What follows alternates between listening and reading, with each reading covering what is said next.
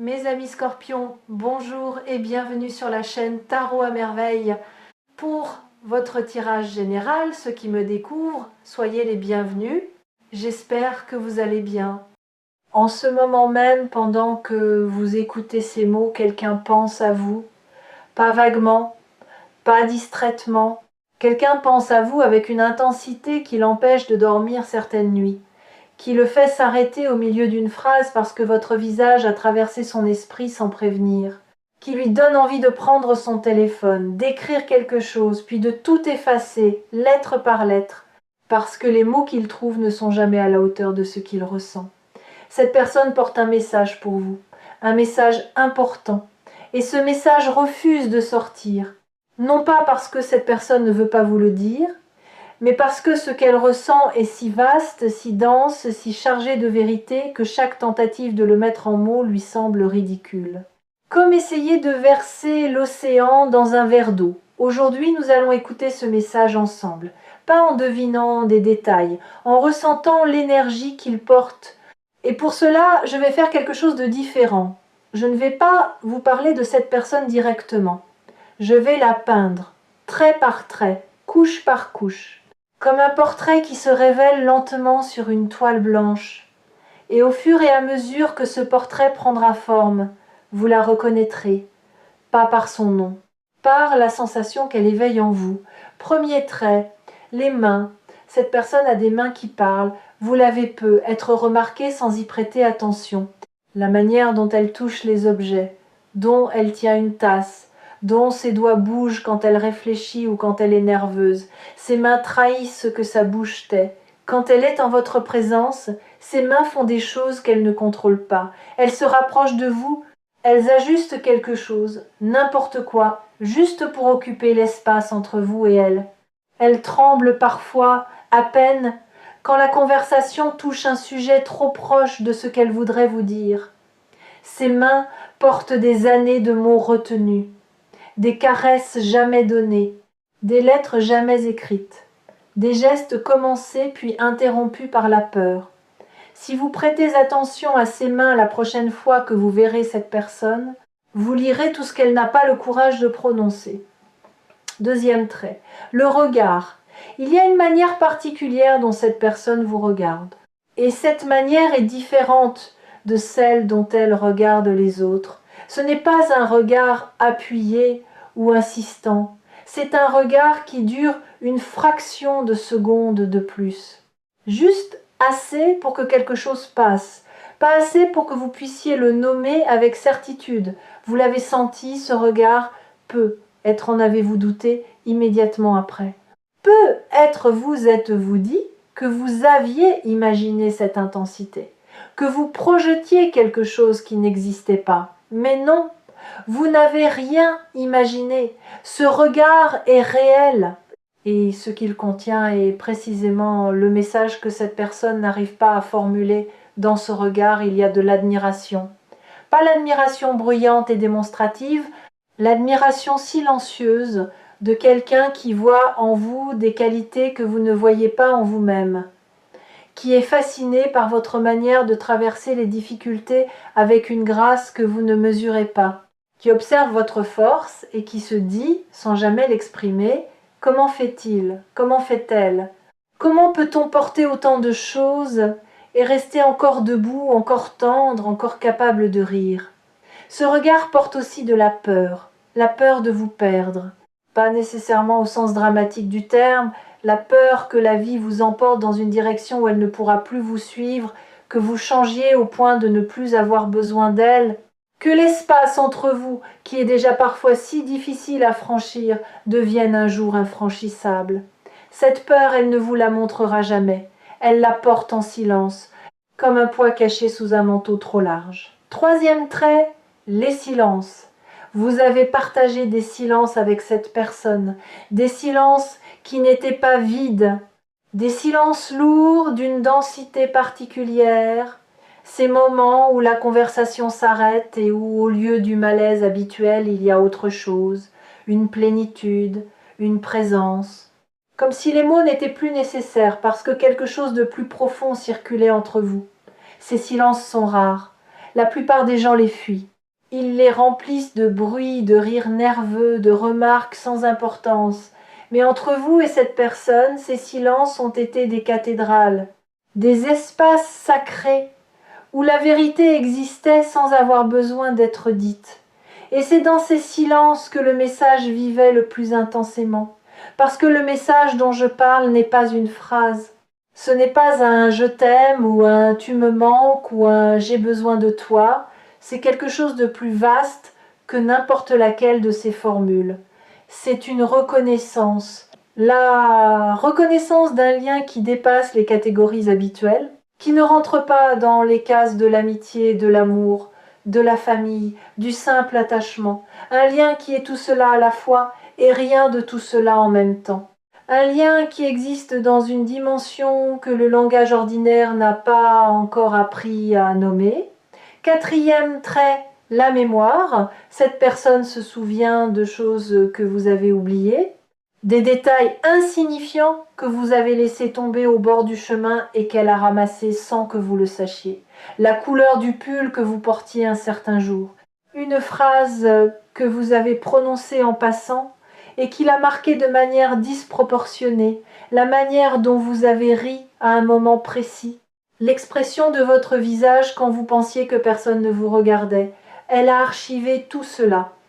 Pas consciemment, pas dans un journal ou dans des notes sur son téléphone. Dans cette mémoire involontaire qui ne retient que ce qui touche le cœur, et cette collection de fragments, de miettes de votre existence que vous considériez comme sans importance, constitue pour elle un trésor. Un trésor qu'elle porte en secret et qu'elle n'osera peu être jamais vous montrer.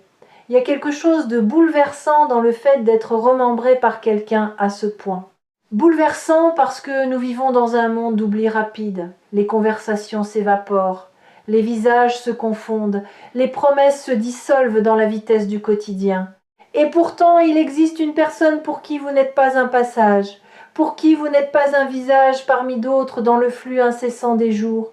Vous êtes un ancrage, un point fixe dans son univers en mouvement. Et cette fixité, cette permanence que vous occupez dans l'esprit de quelqu'un d'autre, c'est l'une des formes les plus pures de l'amour. Pas l'amour spectacle, pas l'amour déclaration, l'amour attention, l'amour qui observe, qui retient, qui chérit en silence ce que les autres laissent filer. Et vous, de votre côté, sans le savoir, vous faites la même chose. Vous aussi, vous portez des fragments de cette personne. Des souvenirs que vous n'avez pas archivés volontairement, mais qui remontent parfois à des moments inattendus, en entendant une certaine musique, en passant devant un certain lieu, en sentant un certain parfum dans l'air.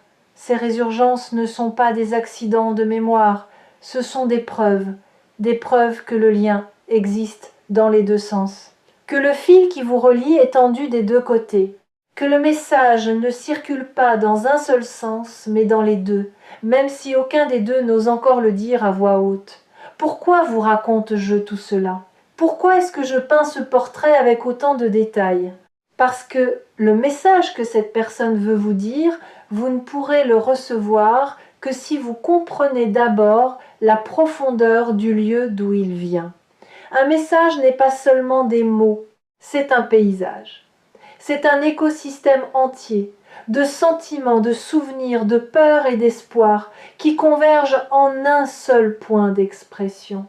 Et si vous recevez ce message sans voir le paysage qui le porte, vous le réduirez à sa surface. Vous entendrez les mots, mais vous manquerez la musique. Alors voici le message, tel que je le perçois, tel qu'il vibre dans l'énergie de cette lecture. Et je vous demande de l'écouter, non pas avec vos oreilles, mais avec cet endroit en vous qui reconnaît la vérité quand elle se présente. Le message est celui-ci. Vous avez compté, vous comptez, et vous compterez toujours. Cela semble simple, presque banal, dit comme ça. 3 phrases, quelques mots, mais ne vous y trompez pas. Les vérités les plus profondes tiennent rarement dans des paragraphes entiers. Elles tiennent dans des éclats, des fulgurances. Des mots si justes qu'ils n'ont besoin d'aucune décoration pour toucher l'endroit exact où ils doivent aller. Mais laissez ces mots infuser. Laissez-les descendre au-delà de votre mental, au-delà de votre première réaction, jusqu'à cet endroit en vous qui doute de sa propre importance, cet endroit qui se demande dans les moments de solitude si quelqu'un pense réellement à lui, si son absence serait remarquée, si sa présence fait une différence. La réponse est oui.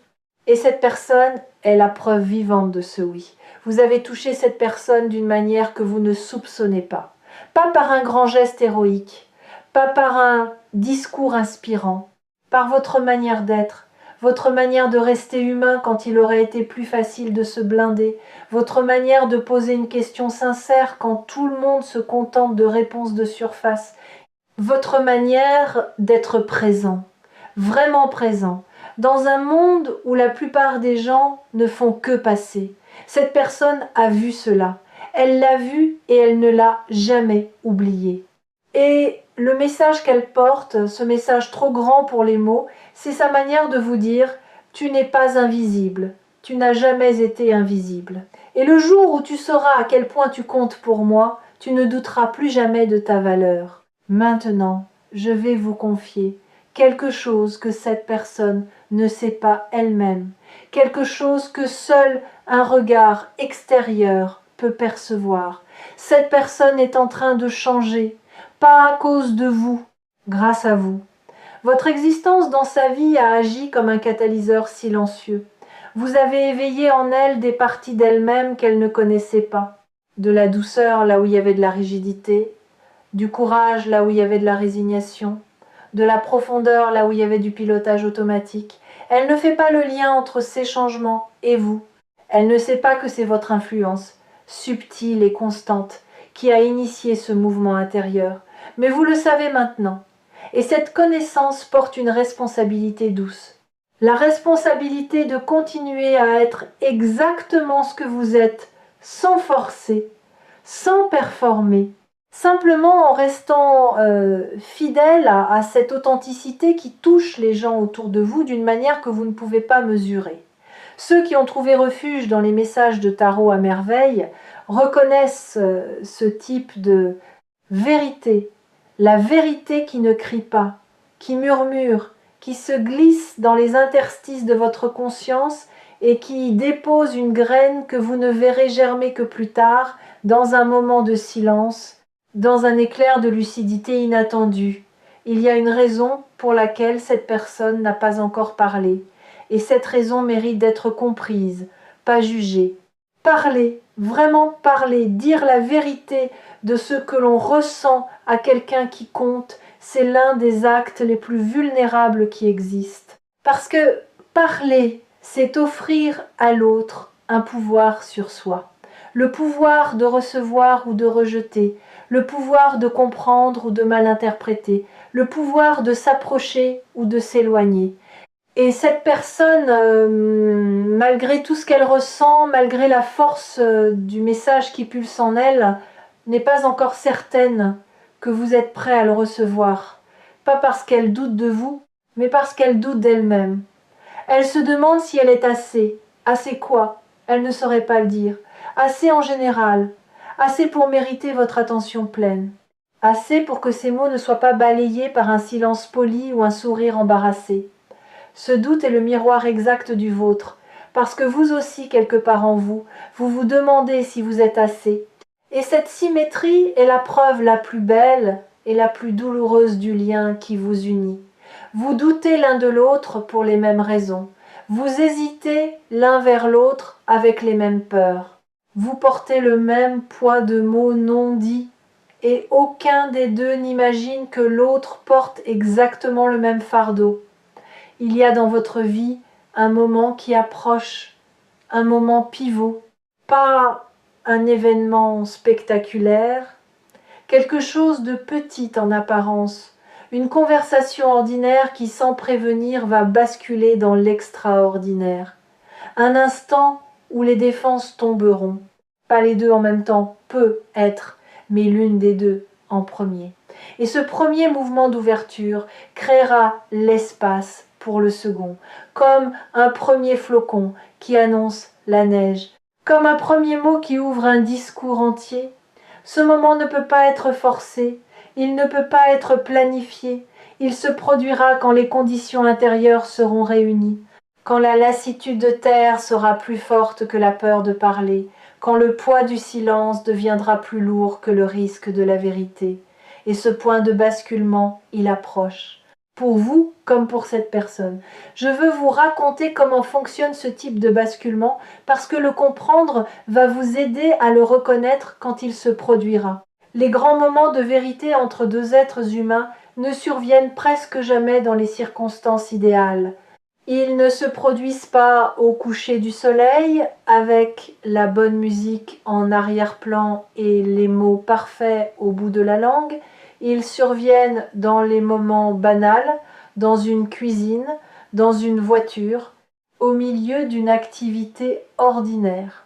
Quand la garde est baissée, parce que rien ne laissait présager que ce moment serait celui-là. C'est précisément l'absence de mise en scène qui permet à la vérité de se faufiler. Parce que la vérité n'aime pas les projecteurs, elle préfère les interstices, les coins d'ombre, les parenthèses du quotidien où personne ne fait attention. Alors quand ce moment viendra, il ne ressemblera pas à ce que vous imaginez, il sera plus petit, plus humble, plus tremblant et infiniment plus beau que n'importe quel scénario que votre mental aurait pu construire.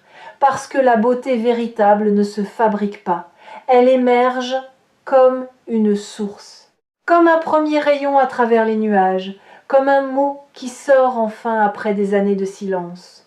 Votre rôle en attendant n'est pas de pousser, de provoquer, d'arracher des mots à quelqu'un qui n'est pas encore prêt.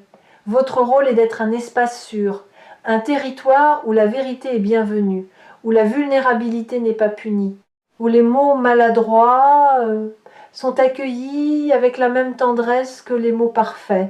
Et vous êtes cet espace, vous l'avez toujours été. C'est d'ailleurs pour cela que cette personne a choisi inconsciemment de porter son message vers vous et pas vers quelqu'un d'autre. Parce qu'elle sait, dans un endroit au-delà des mots, que vous saurez entendre ce que les autres n'entendraient pas. Parlons maintenant de ce qui change en vous pendant que ce message se prépare à émerger. Parce que ce n'est pas seulement cette personne qui est en mouvement, vous aussi, vous êtes en train de développer une capacité nouvelle, ou plutôt de redécouvrir une capacité ancienne, la capacité d'écouter au-delà des mots, de percevoir l'intention derrière le geste, le besoin derrière la demande, la blessure derrière la colère. Cette capacité, vous l'avez toujours eue, mais la vie vous a appris à la mettre en sourdine, parce que ressentir autant était épuisant, parce que comprendre les gens à ce niveau de profondeur vous exposait à leur douleur en plus de la vôtre. Aujourd'hui, cette capacité revient, mais elle revient différemment, plus mûre, plus équilibrée, accompagnée d'une sagesse que vous n'aviez pas la première fois, la sagesse de comprendre sans absorber, de ressentir sans se noyer, d'être empathique sans se perdre dans l'empathie. Cette version mature de votre sensibilité est un cadeau rare. Et c'est précisément ce cadeau qui vous permettra de recevoir le message de cette personne dans toute sa profondeur, sans le déformer, sans le minimiser, sans le fuir. Vous êtes aussi en train de développer quelque chose d'autre, un instinct de vérité, là où vous acceptiez avant les apparences, les sourires de façade, les ça va automatiques, vous sentez désormais ce qui se cache en dessous. Vous percevez les non-dits comme on perçoit un courant sous la surface d'une eau calme. Et cette perception nouvelle vous rend parfois inconfortable, parce qu'elle vous confronte à l'écart entre ce que les gens montrent et ce qu'ils vivent réellement. Mais elle vous rend aussi profondément juste, juste dans vos réactions, juste dans vos choix de qui laisser entrer et qui garder à distance, juste dans votre manière de doser votre énergie.